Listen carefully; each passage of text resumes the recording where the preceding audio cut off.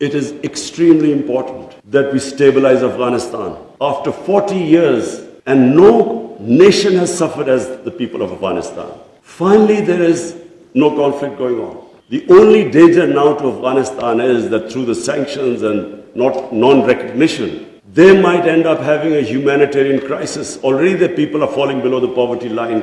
Already there's a brain drain going on. So it's extremely important that we help the people of Afghanistan. And I say this because a stable Afghanistan is the only way, I repeat, it's the only way we are going to be able to stop international terrorism from Afghan soil.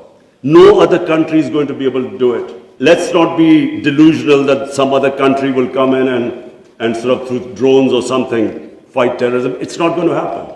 The only hope is a stable Afghanistan government that can take care of international terrorism. I want to add a word of caution. Anyone who knows the Afghan character should be cautioned. Please do not push people of Afghanistan to do things where they feel that their sovereignty is being threatened. There are very proud, independent-minded people. They have always fought for their sovereignty for hundreds of years. They do not like the idea that someone is dictating to them. So I would caution that let's help them, let's encourage them, let's get them involved in the international community.